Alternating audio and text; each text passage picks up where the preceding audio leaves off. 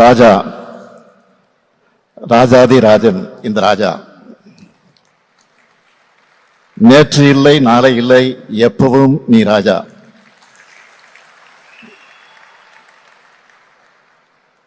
இசை என்னும் தேனை உலகத்துக்கே தரும் இந்த தேனீக்காரரை பாராட்ட, புகழ நாம எல்லோரும் இங்கே கூடியிருக்கிறோம். நம்முடைய இசைஞானி அவர்கள் கலை தாய்க்கு மட்டும் சொந்தமானவர் அல்ல, தமிழ் தாய்க்கும் சொந்தமானவர். அதனால்தான் தமிழ்நாடு அரசு சார்பில் இந்த பாராட்டு விழாவை, அவரை கொண்டாடும் விழாவை நடத்திக்கிட்டு இருக்கோம். பாராட்டும் புகழும் ராஜா அவர்களுக்கு புதுசா கிடையாது. நிச்சயமா சொல்றேன், இசைஞானி அவர்களை பாராட்டுறதுல நாம தான் பெருமை அடைகிறோம். இசைஞானி இளையராஜா அவர்கள் தனது திரையுலக பயணத்தை தொடங்கி 50 ஆண்டுகள் ஆகுது. இன்னும் சொல்லணும்னா நம்முடைய இதயங்களை ஆள தொடங்கி அரை நூற்றாண்டு காலமாகுது. திரைப்பயணத்தில் பொன்விழா கண்டிருக்கக்கூடிய சிம்பொலி சிகரம் தொட்ட தோழர் தமிழர் இளையராஜா அவர்களுக்கு ஒட்டுமொத்த தமிழ்நாட்டின் சார்பில் உங்களின் ஒருவனாக இருந்து என்னுடைய வாழ்த்தை தெரிவித்துக் கொள்கிறேன்.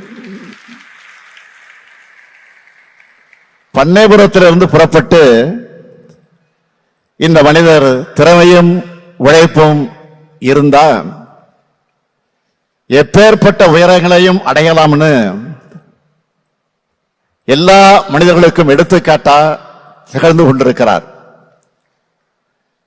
இந்த அரை நூற்றாண்டு காலத்துல ராஜாவோட பாடல்களை முணுமுணுக்காத உதடுகளே தமிழ்நாட்டிலே இருக்க முடியாது.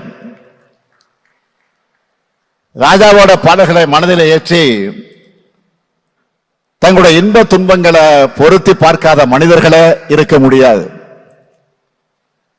இளையராஜா அவர்களின் இசை தாயாக தாளாட்டுகிறது, காதலின் உணர்வுகளை போற்றுகிறது, வெற்றி பயணத்துக்கு ஊக்கமளிக்கிறது, வழிகளை ஆற்றுகிறது. உண்மையில சொல்லணும்னா இவர் இளையராஜா மட்டுமல்ல, இணையற்ற ராஜா. ஒரு ராஜா இருந்தா அவருக்குன்னு நாடு இருக்கும், மக்கள் இருப்பாங்க, எல்லைகள் இருக்கும். ஆனா இந்த ராஜா மொழிகளை கடந்தவர், நாடுகளை கடந்தவர், எல்லைகளை கடந்தவர், எல்லா மக்களுக்கும் ஆனவர். திரையிசையை கடந்த இளையராஜா அவர்களின் இசை அவரது திறனை, அவரது வீச்சை, அவரது ஆற்றலை, அவருடைய ஆழத்தை, அவருடைய உயரத்தை எடுத்து சொல்லும். இந்த நேரத்தில் இசைஞானி அவர்களை பற்றி சோசியல் மீடியாவில் ஒரு எழுதின சில வரிகளை சொல்ல விரும்புகிறேன். இளையராஜா மட்டும் இசையமைத்திருந்தால் திருக்குறளும் நற்றிணையும் புறநானூறும் குறுந்தொகையும் ஐங்குறுநூறும் 18 பரிபாடலும் சிலப்பதிகாரமும் எங்களுக்கு மனப்பாடம் ஆகியிருக்கும் என்று எழுதியிருந்தார். இசைஞானி அவர்களே, நானும் இதையேதான் தமிழ் ஆர்வலரா உங்களிடம் கோரிக்கை வைக்கிறேன். சங்க தமிழுக்கு, தமிழ் இலக்கியங்களுக்கு நீங்கள் இசையமைச்சு சில ஆல்பங்கள் வெளியிடணும். எப்போதும் முதலமைச்சர் கோரிக்கை வைப்பாங்க. ஆனா முதலமைச்சராக வந்து தமிழ்நாட்டு மக்களின் சார்பில், தமிழர்களின் சார்பில் நான் உங்களுக்கு கோரிக்கை வைக்கிறேன்.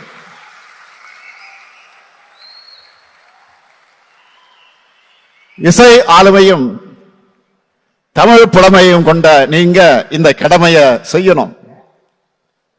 ஏற்கனவே தமிழ் நெஞ்சங்கள்ல சிம்மாசனம் விட்டு உட்கார்ந்து இருக்கக்கூடிய உங்க மூலமா, உங்க இசை மூலமா தமிழ்ச்சுவையை அடுத்தடுத்த தலைமுறையினருக்கு பரிமாறப்படணும். ஏனென்றால் ராஜா கைய வச்சா அது ராங்கா போனதில்லை. அந்த நம்பிக்கையோட இந்த கோரிக்கை வைக்கிறேன். டயா பூஸ்டர் சுகருடைய ரிமோட் கண்ட்ரோல் இனி உங்க கையில. அனைத்து மருந்து கடைகளிலும் கிடைக்கும். செய்திகளை உடனுக்குடன் தெரிந்து கொள்ள கீழ்கண்ட கேபிள் மற்றும் டிடிஎச் நெட்வொர்க்குகளில் எம்நாடு செய்தி தொலைக்காட்சியை காணுங்கள். பாதகம் செய்பவரை கண்டால் நாம் பயம் கொள்ளலாகாது பாப்பா. மோதி மிதித்து விடு பாப்பா, அவர் முகத்தில் உமிழ்ந்து விடு பாப்பா. அண்மை செய்திகளை உடனுக்குடன் தெரிந்து கொள்ள இணைந்திருங்கள் எம்நாடு தொலைக்காட்சியுடன்.